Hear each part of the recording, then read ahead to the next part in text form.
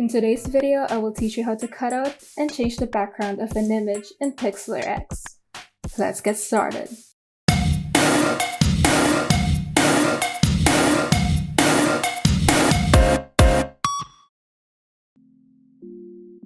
First, open the photo that you would like to edit in Pixlr X. Now, in the toolbar, click the Cutout tool, and here, you have multiple methods on how you can erase the background of an image. First is the shape cutout. With this, you can erase the background using shapes like a cookie cutter. To use this, make sure to set the cutout mode to remove and choose the shape that you would like to use. Next, you can use the magic cutout tool, which will erase the areas within the background. This works well in solid backgrounds.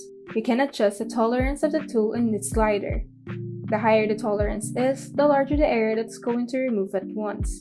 The lower the tolerance, the smaller the area that's going to remove. If there are still leftover background in your image, you can use the Draw Cutout tool to erase more specific area. With this, you have more control with where your brush would go.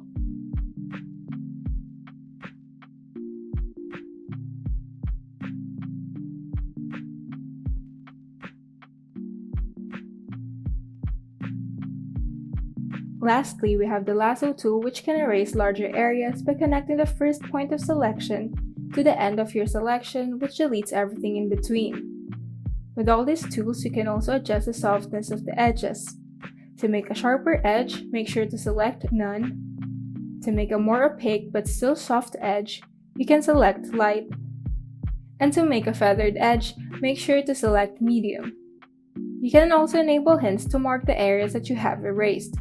You can also invert the cutout, reset the cutout, and finally apply the cutout. Once you've erased the background, you can now change the background by selecting the Layout and Template tool in the toolbar. In the Color Picker option, you can select whichever color you would like your background to be,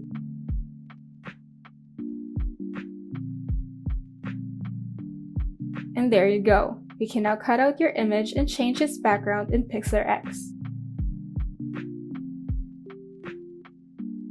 If you found this video helpful, kindly like and subscribe.